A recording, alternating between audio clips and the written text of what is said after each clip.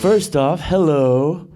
Thank you so much for coming and watching the film. Been waiting and a little nervous to see what you guys think. Is all right? And this one here, Jojo, is she pretty?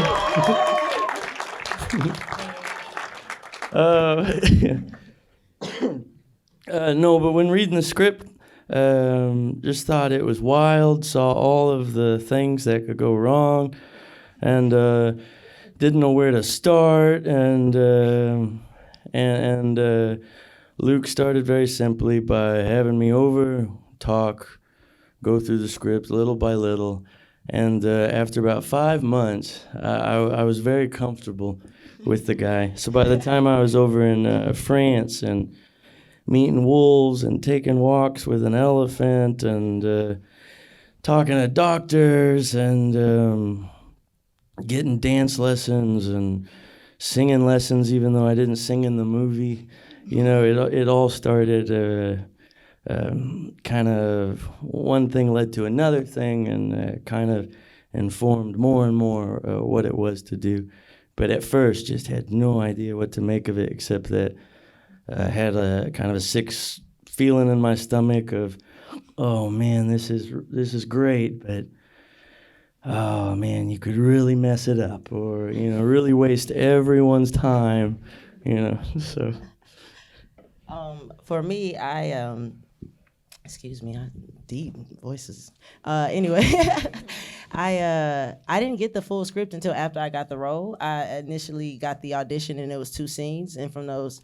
And just from the breakdown and seeing Luc Besson and Landry Jones, and I had seen him in Get Out and The Outpost, and I was like, oh, hell yeah. Like, I gotta get this role, And my agent called me so hastily about it. He was like, what are you doing? I was like, doing an audition. He was like, scrap that. I got another one for you. Get it back to me tonight. I was like, oh, send it to me. And it was Luc Besson, and I was like, this is why the energy. And I sent it back the same night. Oh, I'm talking too much.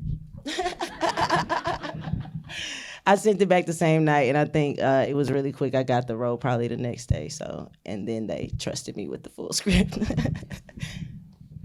Amazing.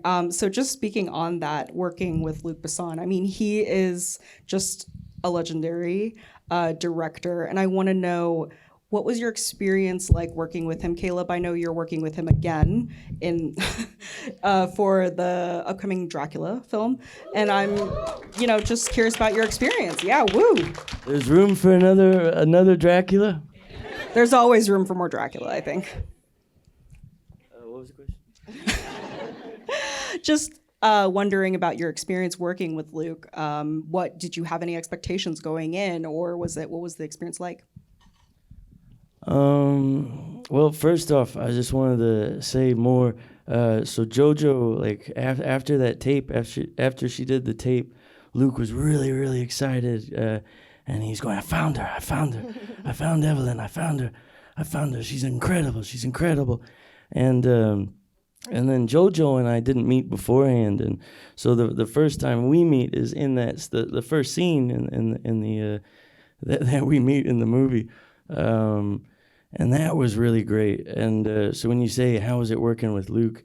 Luc is very meticulous and has a very, very specific idea in his head and sees the whole thing in his head and lives and breathes the movie all the time. It's all he's talking about pretty much from morning till when you see him at night. And So there's this person just working in this kind of way and planning everything so specifically that you're able to have 124 dogs, which is just a heck of a mess. And everyone's not doing what you're supposed to do. And he's still able to, I got that. No, I just need this. Okay, I got that. I need this. Nope, still need this. And when you watch the movie, to me, I'm just in awe of how he's put it together. Something that on set was just 47 voices, and 35 of them were animals, and 10 or 12 of them were people, But so it was a really amazing opportunity in many ways. But yeah. I agree. Working with Luc, he's so passionate. I mean, this is the only part. Is it? Hello? No? I felt loud. Dang, okay. Oh, boom, there it is. They don't want me saying anything. I will be quiet. I love listening to Caleb, so I'm in accordance. Anyway, I love working with Luc. He was, like Caleb said, very meticulous and intentional. He had this huge 3-ring binder that was clearly more than the script. I don't know what was in there, but it was a lot of detailed information. And he would meet with us in the morning, and just a dedication of his time, and the respect that you could tell the crew had for him was so evident, because the crew ran kind of in a militant kind of way, in the best way, just very efficient. And you could attest that to their respect for his passion for and he, like we were talking about earlier, like Luc was telling me his story. He has a movie. Like, his story is a movie, low key. He learned all the different roles on set. So, when you can not only ask for something, but give a solution to it as well, I think that's very special for a director to be able to do. And that probably adds to why they respect him so much. Yeah, definitely. I think being able to understand every single position on set gives you a lot more insight when you're filming. So I just want to talk about the movie specifically. Caleb, you have a lot of physical scenes in this, not only just wearing the leg braces, but also performing drag and just expressing yourself. Can you talk about that aspect? Was it a challenge, or was it something that came more naturally to you? I don't.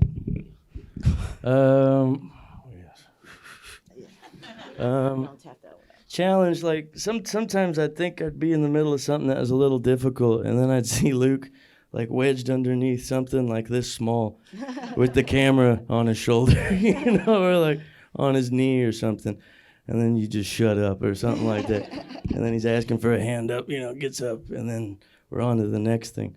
That was great.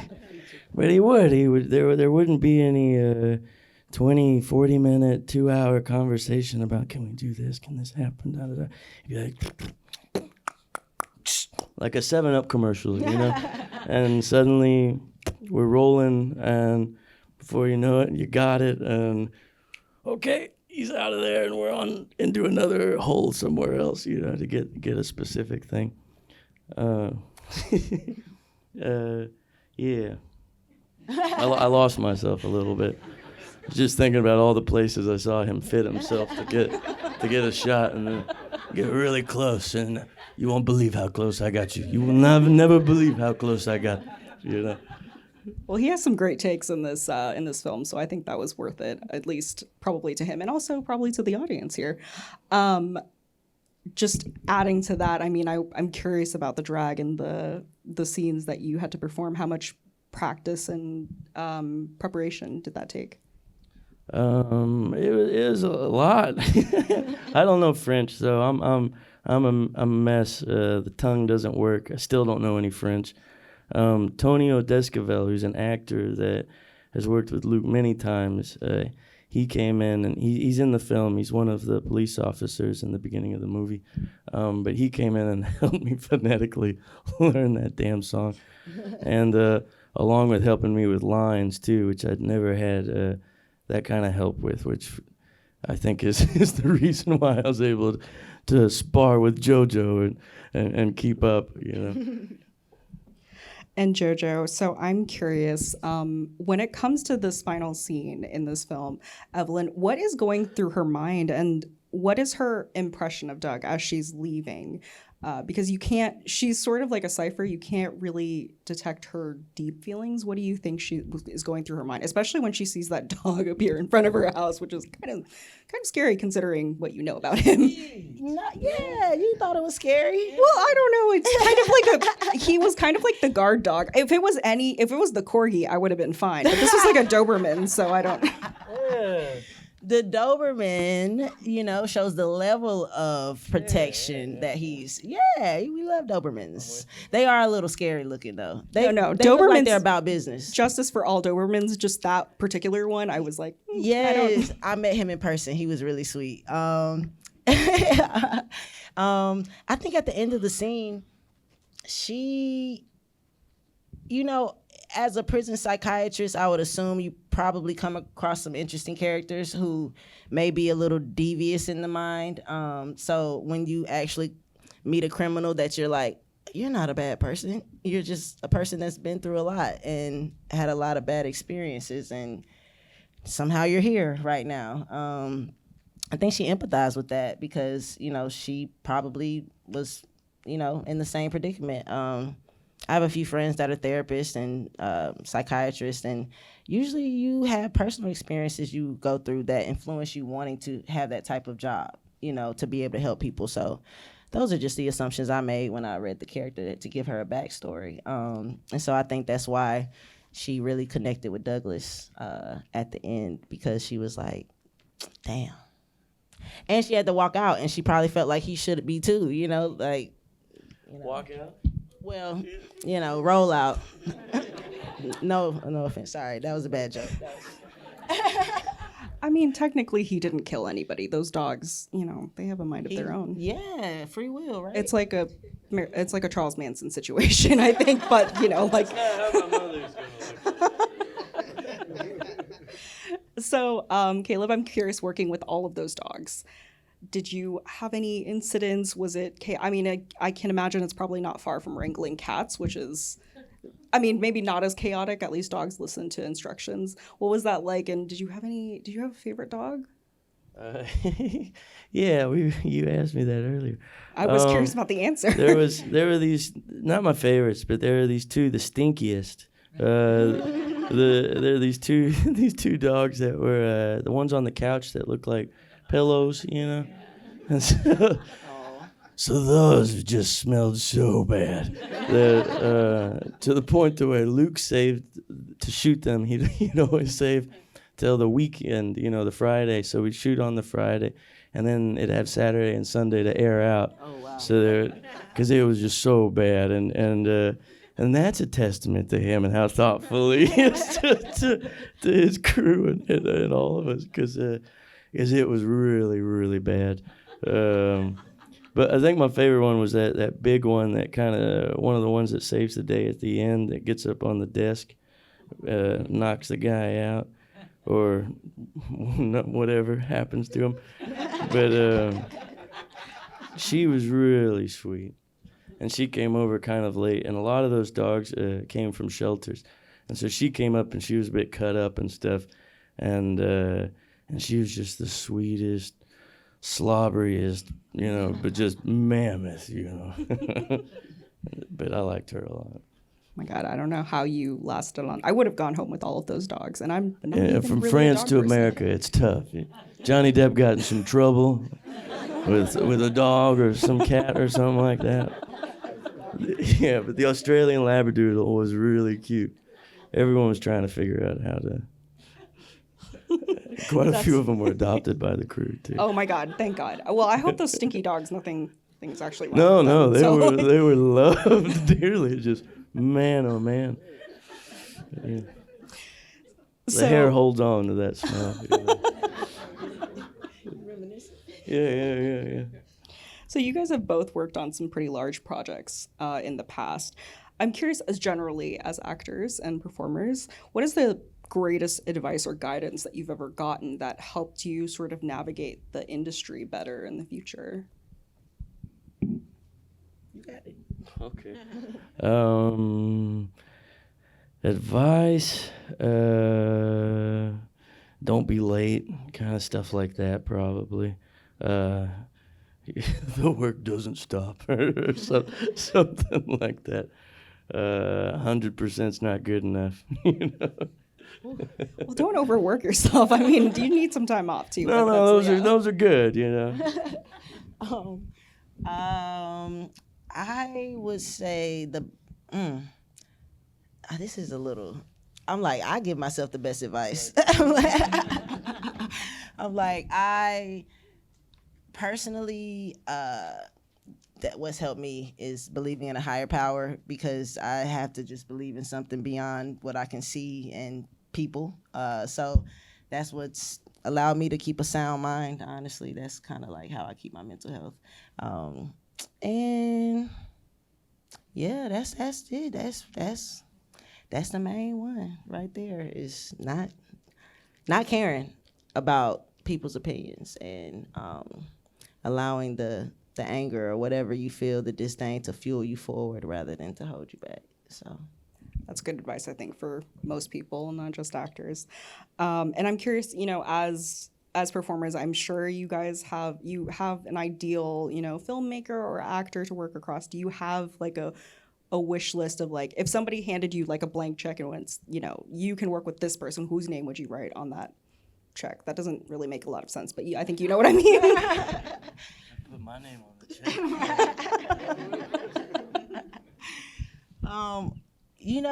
I met Quentin Tarantino in a club my first year in LA, and I just feel like I'm gonna work with him, because we had a moment, and he kissed my hand, and this girl was like, "Oh my gosh, you are blessed forever, Quentin Tarantino. Kiss your hand." And I was like, "Girl, I've been blessed." But yes, girl, you saw that. I was like, "Did you see that?"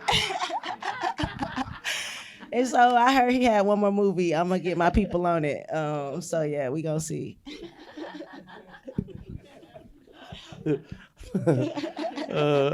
I hope to work with Jojo in that movie, with Mr. Tarantino. Start a petition. Yeah, Gene Wilder's dead, But I mean, that's fair. I hope that dream comes true. Maybe you guys can say it's a package deal, and both be cast. No, she'll go straight No. You were strengthening for me. Help. So I have a question for challenging roles and challenging parts, especially things that are not just like mentally challenging, or not just physically challenging, but also mentally challenging. How do you prepare? How do you get into that mind space where you're ready to act in that scene, and then how do you get out of it? I think learning the lines is the most important thing. I make sure I study the night before and the day of. And yeah, this was probably the most dialogue heavy that I've done, in terms of, the last day Luc had us do all, I think it was 8 or 9 pages in one take, and we didn't know we were gonna do that.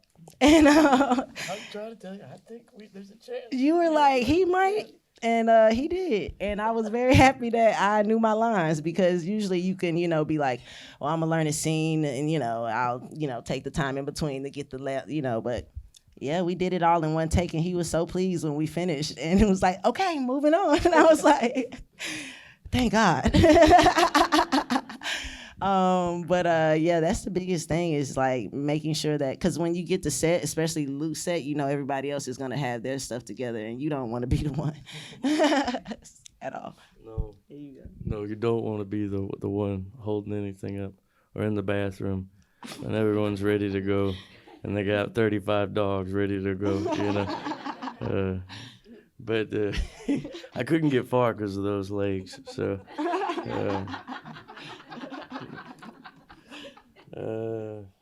What was the question though?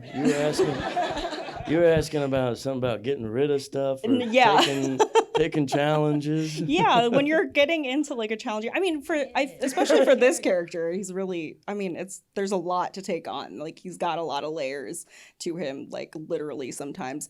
Yeah, but Luc is, it's not his first rodeo. So I love his movies. And his movies are very much himself all the time. Even if you don't like them, they're very much him. And I love that so much. So a lot of that's just about following him and trusting him, and then trusting your own intuition and gut and all that stuff, and the hard work that you do beforehand. But he's the captain of the ship, so all you got to do is keep up with him. But he's fast, so it's tough to keep up with. And then getting rid of anything's pretty easy, because usually whatever you're going back to is pretty different from what you're just coming from. I would hope so in this case, especially. Yeah. I mean, I left the wheelchair in France. And 124 dogs. I would not want to leave the dogs personally, but you know. I was okay by the after 3 months. I was all right to get back to a hairless house. That's very fair. Yeah. Okay, so Caleb, I want to discuss a little bit about your past projects. Specifically, you know, I first discovered you, which like 12 years ago or something at this point, from X-Men First Class. Yes, Banshee I hear fans. they want me back. No, I'm teasing. Well, I'm curious because the industry has shifted so like massively since that time. Yeah, and we got CGI. yeah, a lot of CGI. We got special effects. Is there any part of you that wants to return back to like a franchise, or is that just in your rear window now? No, just that was awesome, and I just want to keep working. But no, not really. Like that was like it was an amazing experience. But like the movie that we made tonight, it's not Disney, it's not Warner Brothers. It took a lot of hard work and a lot of fighting to get it to where it is, how you guys saw it. But I believe in the way that happened so much more, and the bigger stuff. It's harder to. There's great people involved, but it is harder to make something I think is special, because there's so many more people to please, you know, and that can be tough. Yeah, I can imagine. There's a lot of people involved, a lot of hands. And they're not sure what year it takes place, and they're still asking, you know, if these are the right costumes, and are these the real ones, and how do you pronounce the last name? And you know, it's bad.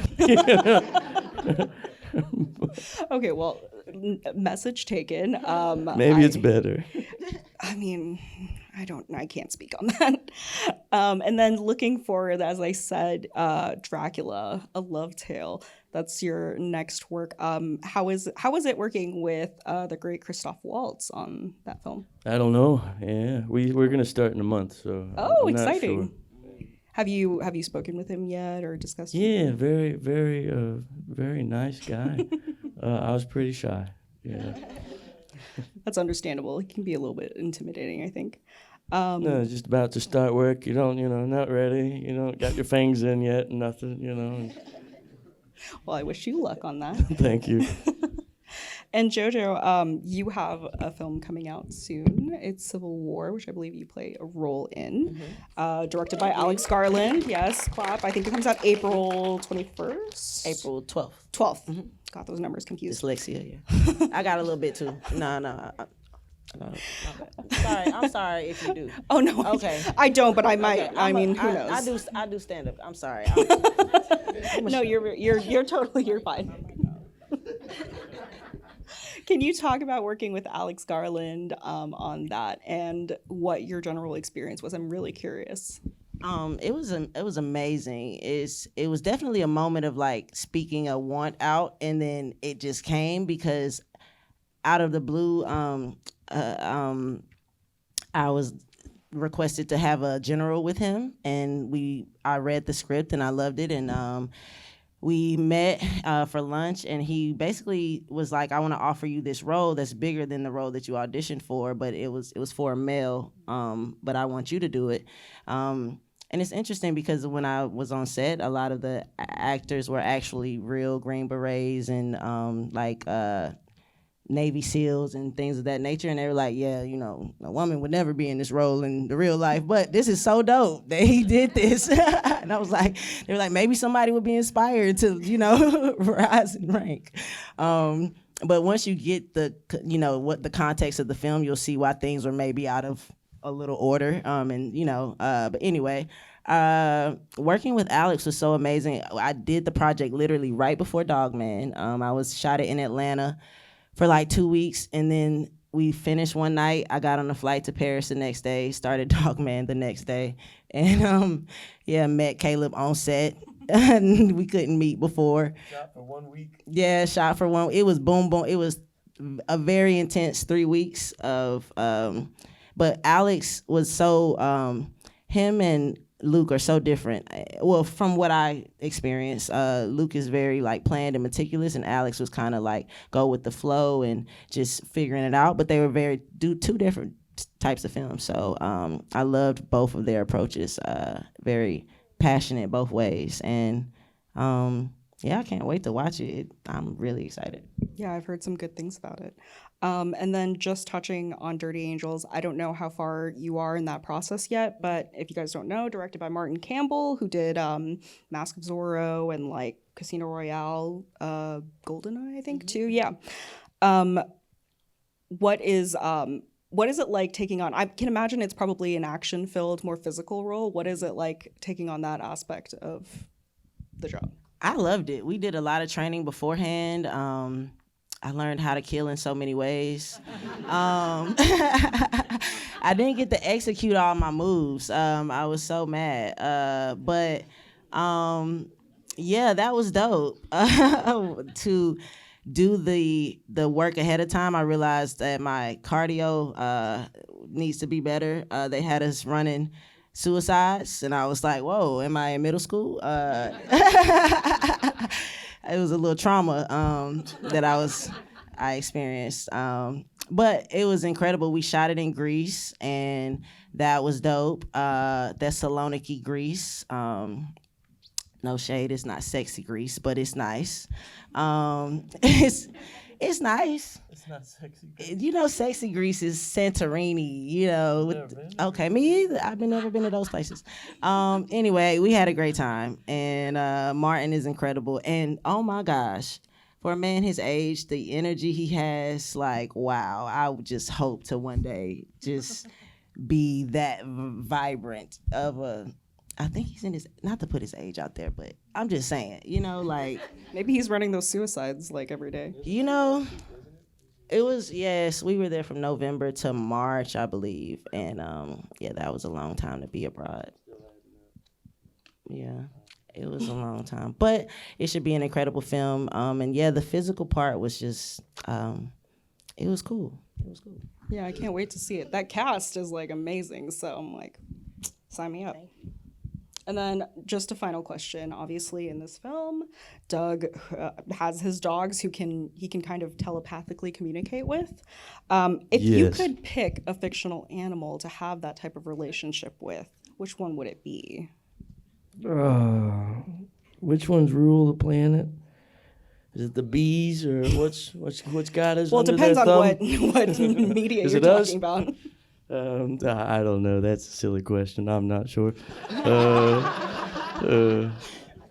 Yeah, I never was big on Aquaman. It was nice though. We got to show the film in China, and it was the same week Aquaman was coming out, and we beat Aquaman. It felt so good, and there was one lady that got up in the audience, and we were doing Q&As, and she was in her late 70s. And she got up, and she was talking about, through her grandson, who was translating for her. She was crying and telling us that she'd been sold several times as a child, and that she had dogs, and that her dogs, she didn't treat them well enough.